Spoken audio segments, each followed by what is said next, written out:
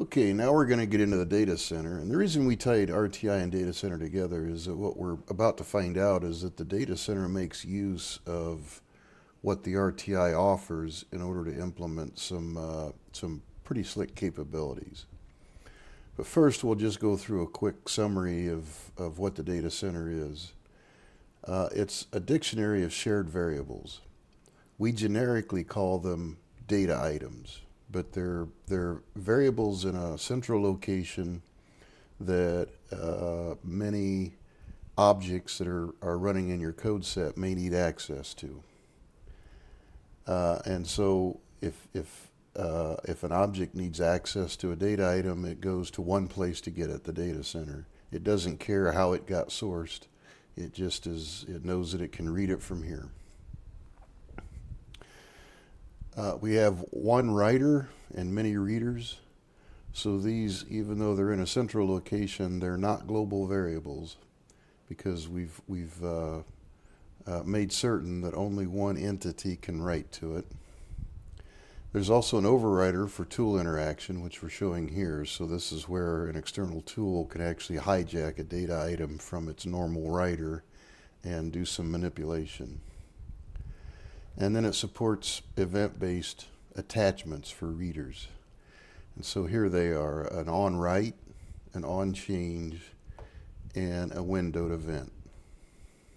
And so here's a view of the internals of the data center and how each data item is supported. So each data item, like in this case, this is a Boolean, we're calling it myvar1. There's a write interface, a read interface, and an override interface for each data item. And the write interface guards against multiple writers, so only one context can grab the write interface. Once it's been allocated, if anyone else tries to grab the write interface, we're going to generate an error. Read interface can be read by many, so you can have as many readers to a data item as you want. And then the overrider is actually protected such that only an external tool can grab an override interface. We're also able to support user-defined types in the data center, so you can actually create your own structures, if you will, data structures, and then have the data center accept those and support them so that you can go beyond just the standard types. So we've got an interface for read, write, and overwrite, one publisher, and it has the capability of reading as well, many readers, one overwriter that can hijack it, and here's where the RTI comes in. The data center utilizes RTI events to create these callbacks. And so here's a look at the interfaces themselves. The write interface has a getter and a putter. Read interfaces have gets and attach. And it also has objects, an async event object from the RTI, and a listener list, which is from the utility library. And then an overrider has a getter and a putter, and also an enable.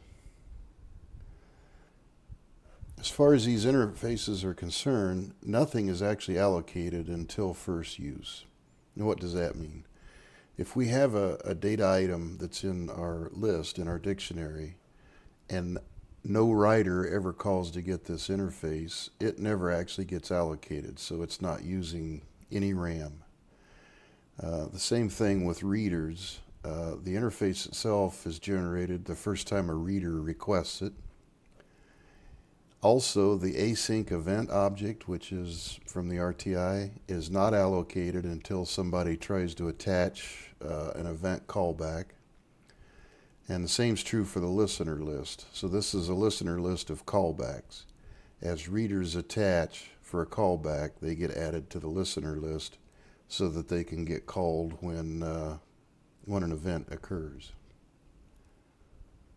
And of course, the same thing is true for the override interface. It doesn't get allocated unless a tool actually plugs in and requests to do a hijack on one of the data items.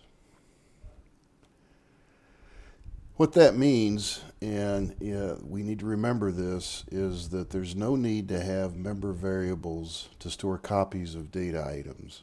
So when you're writing a class that's going to interact with data items, you don't really need to put member variables in place to hold a copy of it, because no matter where you're at in terms of member functions, you can always call to read a variable, whether you do it from, if your context is the writer or publisher, you can always do it through a get call with your write interface.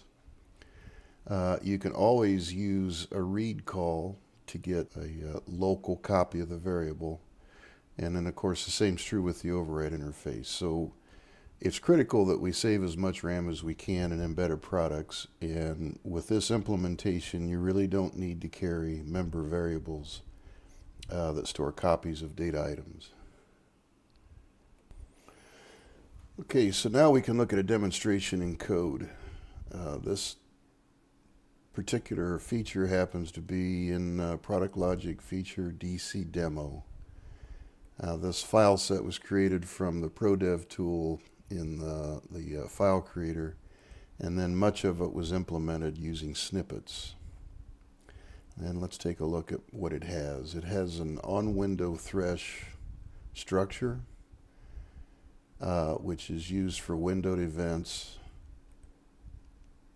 It has a thread delegate, which is the demo thread. We have a writer for an up counter. We have an internal up counter. We have an on-window thresholds item defined by this as this structure type. And we have a data item write for the demo UDT, and this particular data item is one that we're going to talk about when we get into the third part of this particular chapter, which is for user-defined types. So if we look at our constructor, we're using a make periodic thread for the demo thread, cleared the up counter. We're getting a write interface for the demo up counter. And we're also getting a write interface for this UDT variable that we're going to talk about later. And here's where we're doing some event attachments. So here we're attaching an on-write event, an event callback. And if you look at this syntax, this is the data item that we're attaching to. And this specifies the method that is going to be called whenever we have an on-write event. Here's an on-change event, and it's kind of the same syntax from there on, except we're calling a different method. This is where we're initializing our window for a windowed event, so we're setting it at 5 and 10. Lower threshold is at 5, upper threshold is at 10. And then we attach the window event.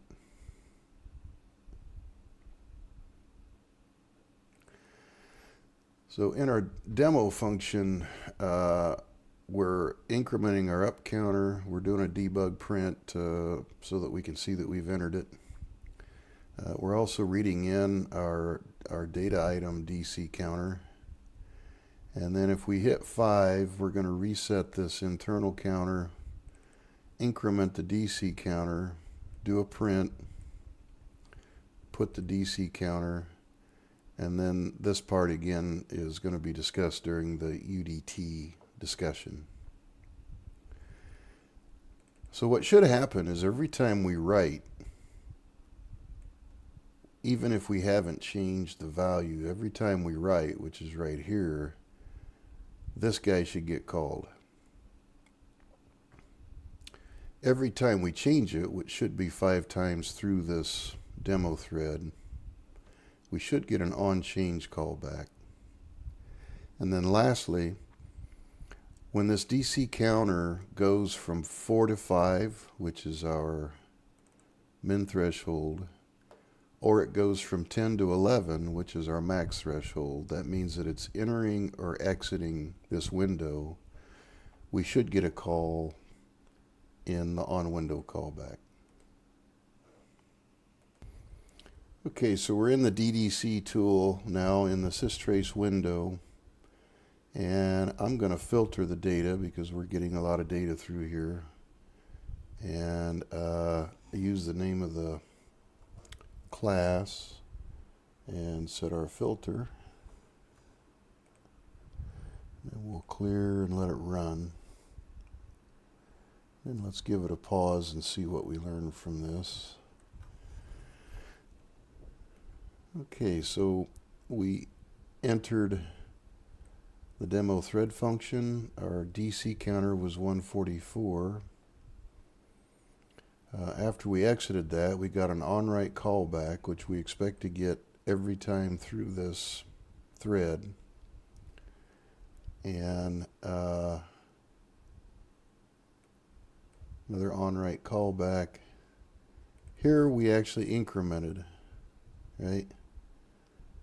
We got an on-write callback, and we also got an on-change callback this time, which is exactly what we expect. On-change only got called because we incremented our data item, which is what the on-change callback is attached to.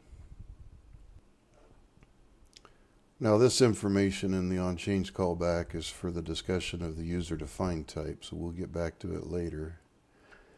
But what we should see in here, actually we're not going to see it because I didn't start the process. I didn't start early enough in order to catch our window to go from 5 to 10, so I'm going to restart it so that we can catch that. Okay, so I've restarted the system, and this time we're starting with data counter at 1.